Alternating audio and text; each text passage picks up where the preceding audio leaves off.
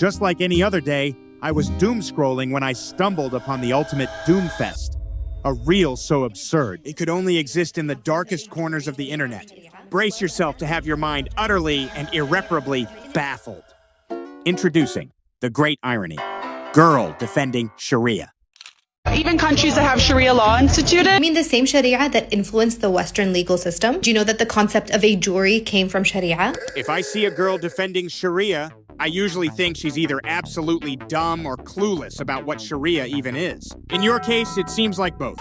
First, Sharia uses a qadi judge system, not a jury of peers. Second, the jury system developed in medieval England, not from Sharia. Try again. As well as the concept of innocent until proven guilty. Oh shit, no. That principle came from Roman law and Enlightenment legal thought. But even if Sharia pretends to follow it, it doesn't make Sharia cool though. The real question is, what does Sharia even define as a crime?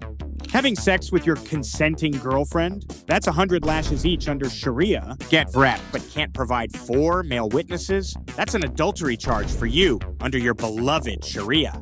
Leave Islam? That's the death penalty under Sharia. Sharia absolutely insists you're proven guilty, but only after criminalizing the dumbest and most personal matters. How merciful. And you're saying, oh, but don't worry. Sharia will make sure you're definitely guilty before it kills you for the dumbest things imaginable. How charitable.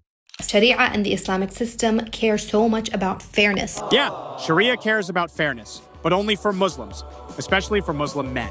Under Sharia, non-Muslims can be enslaved. Their lives are worth less in court. If you still want to call it fair, here are a few more. A woman inherits half her brother's share.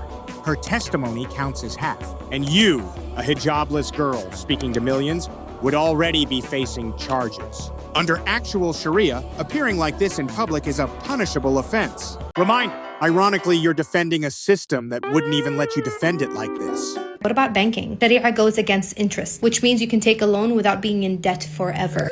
Sharia simps will never miss you saying that Sharia bans interest, but won't tell you what it actually allows. Yeah, Sharia bans interest, and then it allows murabaha. Murabaha is basically when the bank buys what you want and sells it to you for a higher price. Same debt, same trap, same oppression, just with religious branding. Here, Sharia almost started something right, and then Sharia'd it up. Sharia introduced contracts and notaries, making sure you have receipts and everything is documented. That came from Sharia. No, Islam didn't invent contracts and notary. It just religion wrapped what already existed. Contracts and notaries existed long before Islam, in Sumerian, Roman, and even pre-Islamic Arabian societies. Reminder, you're praising a system that would punish you just for being here with your hair uncovered. What about commercial law? Comes from Sharia as well. Commercial law already existed in Babylon, Egypt, and Greece long before Muhammad was born. Sharia just added a filter of halal haram, not innovation. Reminder, you, a girl, wouldn't even be able to run a business or sign many contracts as a woman without male supervision under full Sharia. Sharia system emphasized regulating markets, created the infrastructure for maritime law. Wrong again. Rhodian sea law, Roman codes, and Byzantine rules handled maritime law centuries before Islam. Sharia just added rules later for Muslim sailors. Reminder, under the Sharia you're praising, you, a girl, probably couldn't even board a boat without a male guardian. What about legal schools and institutions? Came from the Islamic Empire. Sharia gave us madhabs, religious obedience centers, not legal institutions based on reason or justice. Meanwhile, Roman law schools existed centuries before Islam. Also, secular law is what's letting you post videos and speak freely. Reminder, under Sharia, you wouldn't be speaking to millions of men on camera without a male guardian. Sharia also tells us that we need to be honest in business and we need to be kind to the environment. Sure, there are hadiths about not wasting water or hurting animals, but structured environmental law? Nope.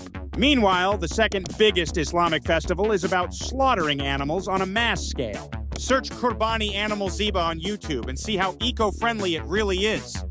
Reminder, the Sharia you're praising is more detailed about how to kill a goat than about saving a forest. Okay, here's the thing. Even if everything she said was completely true, that still doesn't make Sharia any better. Sure, maybe it tells you to be honest in business. Great, but it also says you can take non-Muslims as slaves and spoils of war. That's not divine justice. That's selective morality.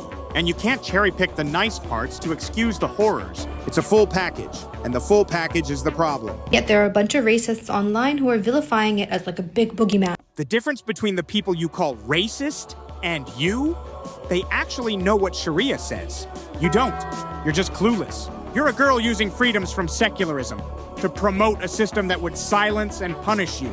Shame on you for your hypocrisy and for ignoring the girls suffering under the same Sharia you defend like a fool.